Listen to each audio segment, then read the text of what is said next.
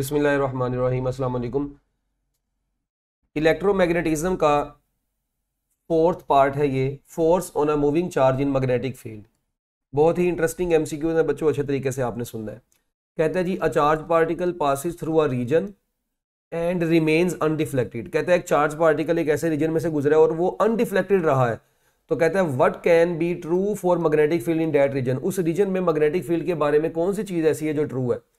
पहली बात, there may be no magnetic field. Yes, अगर डिफ्लेक्शन ही नहीं हुई हम कह सकते हैं कि वहां पे मैग्नेटिक फील्ड नहीं है, ये तो सही है।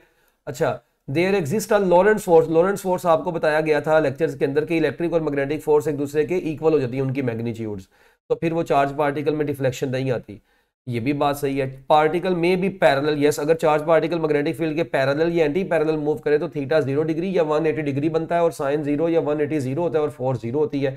ये तीनों ही सही है, तो आप पेपर में तीनों पे टिक नहीं लगाएंगे बल्कि डेल्टा पे टिक लगाओगे, ऑल ऑफ दीज पे। इसके बाद एक चार्ज पार्टिकल है, वो प्रोजेक्ट किया गया है एक रीजन में such that it enters perpendicularly to the uniform magnetic field, जो कि डायरेक्टेड है इनटू द पेपर। अगर चार्ज पार्टिकल की काइनेटिक एनर्जी, कहता है if charge particle enter with the kinetic energy of 2 electron volt, then अगर charge particle magnetic field में perpendicularly enter होता है, it will experience no torque. हाँ, उसके ऊपर टॉर्क तो नहीं लगता, जस्ट एक डिफ्लेक्टिंग फोर्स लगती है, ठीक है, जिसकी वजह से वो सर्कल में बेंड हो जाता है। It get centripetal acceleration. Yes, circle की सेंट्रीपिटल एक्सेलरेशन आ जाता है। और आपको पता है सर्कुलर मोशन में स्पीड कांस्टेंट होने की वजह से काइनेटिक एनर्जी कांस्टेंट रहती है, तो आपके इस एमसीक्यू का आंसर भी बनेगा delta. A charge particle is projected into a uniform magnetic field. कहता है which of the following quantity changes during its motion. जब भी बच्चों चार्ज पार्टिकल मैग्नेटिक फील्ड में प्रोजेक्ट किया गया है तो कौन सी क्वांटिटी ऐसी है जो उसकी चेंज होती है ड्यूरिंग मोशन। तो जब चार्ज पार्टिकल मैग्नेटिक फील्ड में मूव करता है परपेंडिकुलरली, तो आपको पता है वो बेसिकली सर्कल में आता है, और सर्कल में वेलोसिटी हर पॉइंट पर चेंज हो रही होती है। बीटा आंसर है। अ charge particle is projected into a uniform magnetic field at an angle 0 और 9 अदर देन 0 और 90 डिग्री। आपको पता है अकेला 0 डिग्री जो होता है वहां पे अगर वो एंटर हो तो उसका पाथ जो है स्ट्रेट ही रहता है। 90 डिग्री पर एंटर हो तो बच्चों उसका जो पाथ है वो क्या बनता है, सर्कल बनता है। और अगर वो किसी सर्टेन एंगल पर एंटर होता है तो आपको पता है straight circle straight circle straight circle straight circle करके ये जो मोशन होती है इसको बोलते हैं हेलिकल मोशन। तो बच्चों उसका पाथ हेलिकल बनता है, बीटा आंसर। उसके बाद next MCQ, an electron is passing through a region where it experience is a perpendicular electric and magnetic force of magnitude this. तो मैग्नीट्यूड ऑफ लॉरेंट्ज फोर्स। तो बच्चों हम क्या काम करेंगे, अगर क्योंकि ये परपेंडिकुलर है तो वो अंडर रूट वही 12 का स्क्वायर जमा 5 का स्क्वायर, तो कैलकुलेट कर लें 13 न्यूटन आंसर आ जाएगा। If the magnitude of magnetic force on a moving charge is half of its maximum value. आपको पता है कि चार्ज के ऊपर करने वाली मैग्नेटिक फोर्स का फार्मूला होता है Q V B sine theta, और मैं इसको ऐसे भी लिख सकता हूं F is equal to maximum force into sine theta. ये भी फार्मूला बनता है अगर आप फोर्स और मैक्सिमम फोर्स को कंपेयर करें। अब वो कहते हैं मैग्नीट्यूड ऑफ मैग्नेटिक फोर्स जो है वो हाफ ऑफ मैक्सिमम वैल्यू हो गई, यानी ये जो हो गई है ये 1/2 F मैक्स हो गई है, इज इक्वल टू साथ में आया जी F मैक्स और साइन थीटा। अब ये मैक्सिमम फोर्स इसे कटी तो sine theta is equal to आ गया 1/2। तो यहां से अगर हम कैलकुलेट करें जो थीटा है उसकी वैल्यू कितनी आएगी, 30 डिग्री आएगी। तो इसका आंसर है बच्चों 30 डिग्री। नेक्स्ट एमसीक्यू, ये बीम ऑफ इलेक्ट्रॉन्स है, प्रोजेक्ट की गई है मैग्नेटिक फील्ड में, तो कहता है बीटा पार्टिकल। बीटा पार्टिकल होता है नेगेटिव, तो ये नेगेटिव पार्टिकल जो है इसकी वेलोसिटी इस डायरेक्शन में है, magnetic field into the page है। तो अपने राइट हैंड की आप क्या करें, right hand rule for cross product लगाएं। अपने राइट हैंड की फिंगर्स को वेलोसिटी की डायरेक्शन में स्ट्रेच करें और मैग्नेटिक फील्ड नीचे को है, फिंगर्स को नीचे को रोटेट कीजिएगा। जब आप फिंगर्स को रोटेट करेंगे डाउनवर्ड डायरेक्शन में तो बच्चों आपका जो थंब है वो जो है वो नीचे को आएगा, डाउनवर्ड डायरेक्शन में आएगा। मगर पॉजिटिव चार्ज के लिए डाउनवर्ड डायरेक्शन बनेगी, नेगेटिव चार्ज के लिए वो डायरेक्शन जो होगी वो अपवर्ड बनेगी। तो इसका आंसर है बच्चों ए, ठीक है। इसके बाद नेक्स्ट जो एमसीक्यू है उसमें क्या कहता है, an alpha particle enters a magnetic field of flux density. आपको मैग्नेटिक फील्ड दे दी गई है, ठीक है, और जो वेलोसिटी है 2 × 10⁻⁷ मीटर पर सेकंड है, और जो एंगल है वो थीटा 30 डिग्री है। तो आप लोगों ने फार्मूला लगाना है F is equal to Q V B sine theta. अब जो Q होता है अल्फा पार्टिकल का जो चार्ज है वो 2e आपने पुट करना है, और E की जगह पे 1.6 इंटू 10⁻⁻19, V आपको दिया हुआ है, B आपको दिया हुआ है, थीटा आपको दिया हुआ है। जब आप फोर्स कैलकुलेट करेंगे ब्रावो आंसर आ जाएगा। Which of the following cannot be deflected while in motion by magnetic field? जो चार्ज पार्टिकल नहीं होगा तो न्यूट्रॉन्स के ऊपर कोई चार्ज नहीं होता, वो डिफ्लेक्ट नहीं होते। Out of the F V and B, ये रिलेशन आपके सामने कहता है कौन से पेयर्स इनमें से ऐसे हैं, which of the following pairs can have any angle between them. तो बच्चों जाहिर बात है यहां पे जब हम सोल्व करते हैं तो वी बी के साथ साइन थीटा आता है, तो जो थीटा होता है ये angle between V and B होता है, तो आपका आंसर है अल्फा। इसके बाद जी, at what angle on a work moving charge magnetic force do maximum work. बच्चों आपको पता है work done by magnetic force होता ही जीरो है, तो वो वर्क परफॉर्म ही नहीं करेगी किसी भी एंगल पर, तो इसका आंसर है नॉट पॉसिबल। पार्टिकल एंटर हुआ है एक यूनिफॉर्म इलेक्ट्रिक फील्ड वाले रीजन में और वहीं पर मैग्नेटिक फील्ड भी है और एक दूसरे के परपेंडिकुलर है, तो कहता है जब चार्ज पार्टिकल अनडेविएट हो जाएगा तो आपको पता है इलेक्ट्रिक फोर्स मैग्नेटिक फोर्स के बराबर हो जाती है, तो क्यू ई जो है वो बराबर हो जाता है क्यू वी बी के, तो क्यू क्यू से कट गया तो E is equal to V B बच गया, तो यहां से जो V है वो E ओवर B के बराबर आता है, तो आपका आंसर है Charlie. An electron is injected into a uniform magnetic field with components of velocity parallel to and normal to the field direction. The path of the electrons is, बच्चों वो velocity के उसका कंपोनेंट पैरेलल भी है perpendicular भी है, इसका मतलब वो किसी एंगल पर है तो उसके दोनों कंपोनेंट मौजूद है, तो किसी भी एंगल पर एंटर होगी तो पाथ क्या बनेगा, हेलिकल बनेगा। A charge particle moving in a magnetic field experiences the resultant force, जो रिजल्टेंट फोर्स होगी बच्चों in the direction perpendicular to the magnetic field, हमेशा वो फोर्स आप लोगों को पता है क्रॉस प्रोडक्ट के ऊपर डिपेंड करती है ना, V क्रॉस B के ऊपर, तो जो V क्रॉस B का रिजल्ट होता है वो उनकी प्लेन के परपेंडिकुलर होता है, तो चार्ली आंसर है। अपोजिट्रॉन है उसका मैस m है, वेलोसिटी v है, 30 डिग्री के एंगल पर एंटर हुआ है मैग्नेटिक फील्ड में, तो फोर्स क्या होगी, F is equal to E V B sine 30 degree, आपको पता है साइन 30 डिग्री 1/2 होता है, तो आंसर बन जाएगा ब्रावो। फिर एक इलेक्ट्रॉन है जी बच्चों, कहता है एक्सेलरेट किया गया उसको पोटेंशियल डिफरेंस v के साथ यूनिफॉर्म ट्रांसवर्स मैग्नेटिक फील्ड में और फोर्स उसने F एक्सपीरियंस की है। अगर एक्सेलरेटिंग पोटेंशियल को हम 2v कर दें तो बच्चों वही जो मैग्नेटिक फोर्स है वो कितनी होगी, तो पहली बात F इज इक्वल टू होता है क्यू वी बी, ठीक है, और ये आप लोगों ने फार्मूला पढ़ा हुआ है काइनेटिक एनर्जी का, वहां से मैंने V निकाला वो बराबर है √2 EV/m। अगर मैं इस V की जगह पे ये वैल्यू पुट कर दूं तो यहां से क्लियरली नजर आ रहा है कि जो F है उसका अंडर पोटेंशियल के साथ डायरेक्ट रिलेशन है, तो अगर आप बच्चों पोटेंशियल को डबल कर देंगे तो फोर्स √2 टाइम्स बढ़ जाएगी, तो आंसर है अल्फा।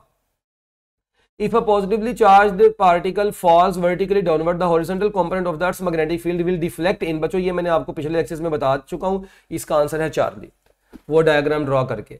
एक प्रोटॉन है और एक इलेक्ट्रॉन है मैग्नेटिक फील्ड में एंटर हुए हैं विद इक्वल इनिशियल वेलोसिटीज, तो कहते हैं which one of them will experience the greater force.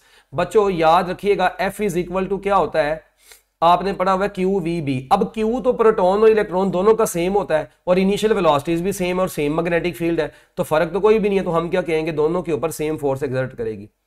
उसके बाद एक चार्ज पार्टिकल है वो V, उसकी जो वेलोसिटी है वो x डायरेक्शन में है और मैग्नेटिक फील्ड जो है वो नेगेटिव x एक्सिस के अलोंग है, तो एज अ रिजल्ट जो चार्ज पार्टिकल होगा बच्चों वो किधर को मूव करेगा। भाई आपको पता है कि अगर वेलोसिटी x एक्सिस के अलोंग है, magnetic field negative x axis के अलोंग है, तो थीटा 180 डिग्री हो गया वेलोसिटी और मैग्नेटिक फील्ड के दरमियान, और फोर्स क्या होती है 180 डिग्री पर 0 होती है, तो आंसर है रिमेन अनडिफ्लेक्टेड। फिर एक पार्टिकल उसका मैस m है, चार्ज q है, वो वेलोसिटी v से मूव कर रहा है सर्कुलर पाथ में और जिसका रेडियस है r, when subjected to a uniform magnetic field of magnetic induction B, the work done by the field, आपको पता है बच्चों work done by magnetic force 0 होता है, अल्फा आंसर है। ये इलेक्ट्रिक और मैग्नेटिक फोर्स के सम को क्या बोलते हैं, लॉरेंट्ज फोर्स बोलते हैं। इलेक्ट्रॉन मैग्नेटिक फील्ड में एंटर हुआ है, वही बच्चों अभी आपको बता के आया था, जब ये मैग्नेटिक फील्ड और इलेक्ट्रिक फील्ड परपेंडिकुलर होती हैं तो ये वेलोसिटी सिलेक्टर बन जाता है, लेक्चर में हमने पढ़ा है। तो V इज इक्वल टू भी हमने ऊपर प्रूफ भी किया था E/B होता है, और जो पार्टिकल है वो और जो इलेक्ट्रिक और मैग्नेटिक फील्ड है दोनों एक दूसरे के परपेंडिकुलर होती है, तो आपका इस MCQ का आंसर है डेल्टा। इसकी डिस्कशन ऐसी ऊपर भी हो चुकी है। इसके बाद एक प्रोटॉन है, कहता है जी वो मूव कर रहा है कांस्टेंट वेलोसिटी के साथ और वो ऐसे रीजन में से गुजरा और उस रीजन में से गुजरने के बाद without any change in its velocity, उसकी वेलोसिटी में कोई तब्दीली नहीं आई, यानी एक प्रोटॉन पहले कांस्टेंट वेलोसिटी से आ रहा था ठीक है, और वो ऐसे रीजन में से गुजरा और रीजन में से गुजरने के बाद उसकी वेलोसिटी में कोई तब्दीली नहीं आई, तो कहता है बताएं उस रीजन में इलेक्ट्रिक और मैग्नेटिक फील्ड। इसका मतलब है एक तो अगर तब्दीली नहीं है, इसका मतलब है E जीरो होगा, B भी जीरो होगा, यानी ऐसा पॉसिबल है कि दोनों ही जीरो हो, सीधा गुजर गया, ओके। और ऐसा भी पॉसिबल है कि दोनों जीरो नहीं है, क्योंकि जब अब इसका मतलब ये है कि अगर इलेक्ट्रिक और मैग्नेटिक फील्ड दोनों जीरो नहीं है तो हो सकता है वो एक दूसरे के परपेंडिकुलर होता चार्ज पार्टिकल, तब भी डिफ्लेक्ट नहीं होता। अच्छा, अगर E जीरो है मगर B जीरो नहीं है, हो सकता है वो मैग्नेटिक फील्ड के पैरेलल मूव कर गया हो या एंटी पैरेलल मूव कर गया हो, इसका मतलब ये भी पॉसिबिलिटी बन सकती है। तो हम कहेंगे इसका आंसर है all of these. A uniform electric field and uniform magnetic field are along in the same direction. अच्छा, इलेक्ट्रिक फील्ड जिस डायरेक्शन में है, मैग्नेटिक फील्ड भी कहता है इसी डायरेक्शन में है, नॉर्थ टू साउथ, इसी डायरेक्शन में मैग्नेटिक फील्ड भी है। अच्छा, बना देते हैं, यानी इलेक्ट्रिक और मैग्नेटिक फील्ड सेम डायरेक्शन में। अगर एक इलेक्ट्रॉन को अब क्या किया जाए, इन द डायरेक्शन ऑफ फील्ड्स छोड़ दिया जाए सर्टेन वेलोसिटी के साथ, ये इलेक्ट्रॉन एक इधर को मूव कर रहा हो, तो बताएं पहली बात ये है कि ये इलेक्ट्रॉन के ऊपर मैग्नेटिक फोर्स तो जीरो होगी, मैग्नेटिक फोर्स क्या होगी, जीरो। और दूसरा, जब आप इसको मूव करवा रहे हैं इधर को, तो पहली बात ये जबरदस्ती मूव करवाया जा रहा है, ये खुद ब खुद मूव नहीं कर रहा। इसका मतलब है जब इसको जबरदस्ती मूव करवा रहे हैं, देखे ना नेगेटिव नेगेटिव की तरफ थोड़ी जाएगा, तो जबरदस्ती मूव करवा रहे हैं, इसका मतलब है इसकी जो वेलोसिटी है वो इंक्रीज नहीं बल्कि डिक्रीज करेगी। तो आंसर है ब्रावो। फिर उसके बाद कहते हैं कि इलेक्ट्रॉन है यूनिफॉर्म मैग्नेटिक फील्ड में एंटर हुआ, इलेक्ट्रॉन है तो आंसर होगा माइनस EV क्रॉस B। तो आंसर बच्चों बन जाएगा इसका, electron enters the uniform magnetic field with velocity V, तो मैग्नेटिक फोर्स होगी, हाँ देखिए अब माइनस EV क्रॉस B बनना था। अब हमें पता है कि जो V क्रॉस B होता है, मैं इसको माइनस B क्रॉस V भी लिख सकता हूं, तो वो माइनस माइनस से मिलकर प्लस हो जाएगा, EB क्रॉस V बन जाएगा। थोड़ा सा टेक्निकल था, तो चार्ली आंसर है। ये जो मैक्सिमम फोर्स टू F जो है 30 डिग्री के एंगल पे, बच्चों आपको फार्मूला पता है, F max divided by F, उसने पूछा F मैक्स होती है QVB, और जबकि ये होता है FQVB साइन थीटा, तो साइन 30 डिग्री, तो ये तो कट गया, तो 1 ओवर साइन 30 डिग्री बचा साइन 30, 1 ओवर 2 होता है, 2 ऊपर चला जाएगा तो आंसर आ जाएगा 2/1। तो आपके इस MCQ का आंसर बन जाएगा ब्रावो। ट्राजेक्टरी जो है एक चार्ज पार्टिकल का मैग्नेटिक फील्ड में जब वो पैरेलल या एंटी पैरेलल मूव करता है, तो बच्चों आपको पता है उसका जो पाथ है वो स्ट्रेट ही रहता है।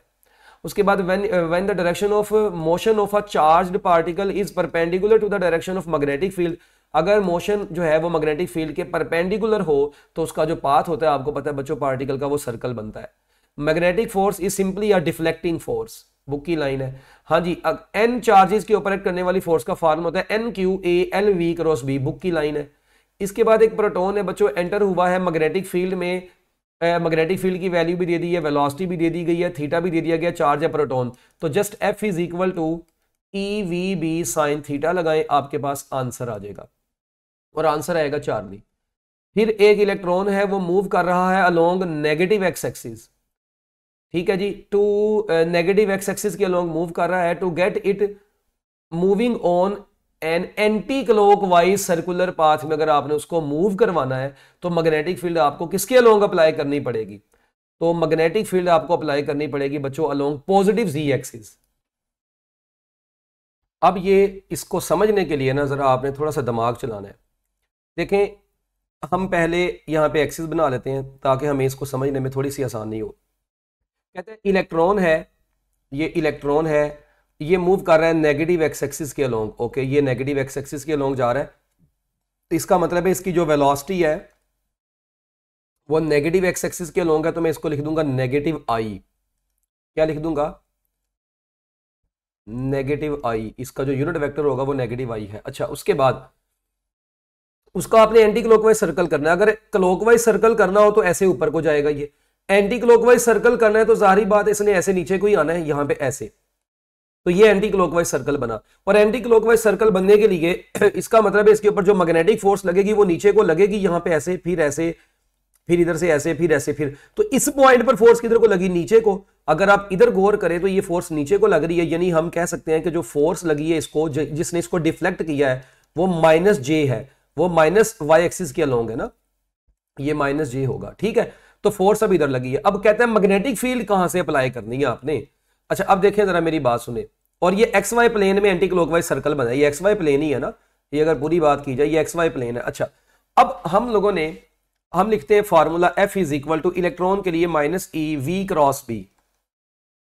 अब अगर आप यहां पे थोड़ा गौर से देखें, ये E अब फोर्स की डायरेक्शन है जी माइनस जे, ठीक है, इज इक्वल टू माइनस ई, यहीं पर रहने दें। वेलोसिटी किसके अलोंग है, ये यूनिट वेक्टर्स के साथ हम सोल्व करने लगे हैं, वो है माइनस आई क्रॉस बी, क्या है इसका आपको नहीं पता, ये आपने डायरेक्शन मालूम करनी, ये माइनस माइनस से कट गया तो जे इज इक्वल टू क्या आ गया, ई बचा और अंदर बच गया माइनस आई क्रॉस बी। अगर मैं ये ई को भी थोड़ी देर के लिए खत्म करता हूं और ये माइनस को मैं, माइनस इधर है ना, तो मैं इसको इधर लिख देता हूं शुरू में, तो minus J is equal to I cross B. अब यहां पे बी की क्या डायरेक्शन होनी चाहिए कि आई क्रॉस क्या होगा कि आंसर माइनस जे आए। तो आपको पता है बच्चों आई क्रॉस के जो होता है, यहां पर अगर के हो ना के, तो फिर हमारा जो है ना आंसर माइनस जे आएगा। इसका मतलब है जो हमारी मैग्नेटिक फील्ड होगी वो किसके अलोंग होगी, पॉजिटिव जी एक्सिस के अलोंग होगी। इसके बाद बच्चों नेक्स्ट एमसीक्यू, एक चार्ज पार्टिकल है वो मूव कर रहा है यूनिफॉर्म मैग्नेटिक फील्ड में such that velocity is perpendicular. अगर उसकी वेलोसिटी मैग्नेटिक फील्ड के परपेंडिकुलर है, इसका मतलब है वो सर्कल में मूव कर रहा है, इसका मतलब है उसका मोमेंटम वेलोसिटी की वजह से हर पॉइंट पर चेंज होगा मगर टोटल एनर्जी क्या रहेगी, सेम रहेगी। तो अल्फा आंसर है। अल्फा पार्टिकल है, राइट एंगल पर आया है, यूनिफॉर्म मैग्नेटिक फील्ड के साथ बी की वैल्यू भी दे दी गई है, स्पीड भी दे दी गई है, एफ बताएं। F is equal to 2e, क्योंकि चार्ज होता है वो 2e, साथ में वी बी साइन थीटा आ जाएगा, यहां पे वैल्यूज पुट करें आपके पास फोर्स आ जाएगी। A positively charged particle projected towards east is deflected towards the north by magnetic field। ये लास्ट टाइम भी हमने किया है, लास्ट जो टॉपिक्स थे हमारे, तो इसका आंसर है डेल्टा। पार्ट 1 और 2 में हमने बहुत डिटेल में इनको देखा है। Force experienced by the charge particle in magnetic field, बच्चों मैग्नेटिक फील्ड में जो फोर्स होती है वो perpendicular to velocity and magnetic field होती है, is equal to Q V cross B. उसके बाद एक चार्ज है 1 कूलम का 1 कूलम का चार्ज है 0.25 टेस्ला मैग्नेटिक फील्ड में मूव कर रहा है इस वेलोसिटी के साथ परपेंडिकुलर टू द फील्ड। कहते हैं एफ बताएं। F is equal to Q V B sine 90 लगाए बच्चों, आपके पास जो आंसर आएगा वो 5 न्यूटन आ जाएगा। एक इलेक्ट्रॉन है यूनिफॉर्म मैग्नेटिक फील्ड में एंटर हुआ है, उसकी जो डायरेक्शन है वो वेलोसिटी ऑफ द इलेक्ट्रॉन के परपेंडिकुलर है, इसका मतलब है सर्कल में आ गया वो, और सर्कल में पार्टिकल की जो स्पीड होती है वो क्या रहती है, सेम रहती है। चार्ली आंसर है। एक प्रोटॉन है एंटर हुआ है मैग्नेटिक फील्ड में जिसकी वैल्यू है 1.5 वेबर पर स्क्वायर मीटर और उसकी वेलोसिटी इतनी है, थीटा इतना है। कहते हैं बताएं फोर्स कितनी होगी। तो बच्चों ये हमने पहले भी किया है, तो F is equal to Q V B sine theta लगाएं, अल्फा आंसर आ जाएगा। If a proton is projected in a direction perpendicular to the uniform magnetic field with velocity V, an electron is projected along the lines of force. एक proton को perpendicularly magnetic field में वो enter हुआ है, ठीक है, and an electron is projected along the line of force, और electron जो है वो मैग्नेटिक फील्ड के पैरेलल एंटर हुआ है। तो बताओ इलेक्ट्रॉन और प्रोटॉन के साथ क्या सलूक होगा। तो पहली बात तो बच्चों ये जो प्रोटॉन है जब वो परपेंडिकुलरली एंटर हुआ है तो प्रोटॉन का पाथ सर्कल बन जाएगा और इलेक्ट्रॉन जो है वो स्ट्रेट पाथ में मूव करता रहेगा। तो इस ऑप्शन जब आप पढ़ेंगे तो आंसर बराबर बनेगा। एक प्रोटॉन है नेगेटिव, वो जा रहा है जी एक्सिस के अलोंग, यानी जो उसकी वेलोसिटी है वो के यूनिट वेक्टर है। इन magnetic field the magnetic field is along, magnetic field जो है वो आई के अलोंग है। तो प्रोटॉन जो है वो फोर्स कौन से एक्सपीरियंस करेगा, एफ आपको पता है Q V cross B. Proton है तो पॉजिटिव चार्ज ही होगा, तो पॉजिटिव ई और वेलोसिटी है आई और मैग्नेटिक फील्ड है के अलोंग। तो आई क्रॉस के जो होता है आपको पता है बच्चों वो क्या होता है, आई क्रॉस के वो होता है जे के बराबर। आई क्रॉस के किसके बराबर होगा, जे के बराबर होगा। वेलोसिटी है सॉरी के, वेलोसिटी है के, तो यहां पे वेलोसिटी के है और मैग्नेटिक फील्ड आई है। जो के क्रॉस आई होता है वो होता है पॉजिटिव जे के बराबर, तो पॉजिटिव वाई एक्सिस के अलोंग होगा answer Charlie. The path executed by a charge particle whose motion is perpendicular, perpendicular motion में पाथ सर्कल बनता है। उसके बाद एक uniform electric field and uniform magnetic field are produced pointed in the same direction. तो बच्चों ये पहले भी मैंने आपको बता दिया, इलेक्ट्रॉन जो है अगर वो मैग्नेटिक फील्ड की डायरेक्शन में मूव करेगा तो आपको पता है कि उसके ऊपर तो मैग्नेटिक फोर्स का कोई इफेक्ट नहीं होगा और इलेक्ट्रिक फील्ड की वजह से उसकी वेलोसिटी में डिक्रीज आना शुरू हो जाएगा। डेल्टा आंसर है, पहले भी इस तरह का किया है। Motion of moving electron is not affected by, बच्चों मैग्नेटिक फील्ड जब उसकी डायरेक्शन में अप्लाई कर दी जाती है तो मैग्नेटिक फोर्स उसके ऊपर जीरो होती है, बीटा आंसर है। A charge q is moving in a magnetic field, then T magnetic force then the magnetic force does not depend upon, magnetic force बच्चों याद रखिएगा मैस के ऊपर डिपेंड नहीं करती। Electron is moving in the direction north direction, it experiences the force in vertical upward direction. The magnetic field बच्चों ये हमने पहले लास्ट लेक्चर्स में कर दिया हुआ है इसके सारे कॉन्सेप्ट को। F is equal to Q V cross B से भी हो जाएगा, ड्रॉ करके आप डायग्राम देख सकते हैं, अल्फा आंसर आएगा। लॉरेंट्ज फोर्स आपको पता है दोनों फोर्सेज का सम होती है Q E plus Q V cross B का, तो क्यू कॉमन ले लो, अंदर बचेगा E plus V cross B, तो आपकी इस एमसीक्यू का आंसर बन जाएगा अल्फा। एक इलेक्ट्रॉन है वो मूव कर रहा है, स्पीड उसकी ये है, परपेंडिकुलरली एंटर हुआ है, थीटा उसका 90 डिग्री है, चार्ज उसका जो है ना वो माइनस ई है, मैग्नेटिक फील्ड उसकी बी है। Suddenly the intensity of the magnetic field is reduced, अगर आप मैग्नेटिक फील्ड को रिड्यूस कर देंगे तो कहता है कि radius of the path becomes, तो कहता है जो उसके पाथ का रेडियस होगा, अब आर इज इक्वल टू होता है M V divided by Q B, ये सर्कुलर पाथ में रेडियस उसका मालूम करने का। अब रेडियस का आप क्लियरली देख सकते हैं कि बी के साथ इनवर्स रिलेशन है, तो अगर आप बी को हाफ कर देंगे तो जो रेडियस इसका मतलब है इट शुड बी डबल्ड, तो उसका आंसर है इंक्रीज्ड टू 2r। तो लें जी बच्चों ये force on a moving charge in magnetic field के एमसीक्यूज थे, मैं उम्मीद करता हूं कि आपको समझ आ गए होंगे। Best of luck, Allah Hafiz.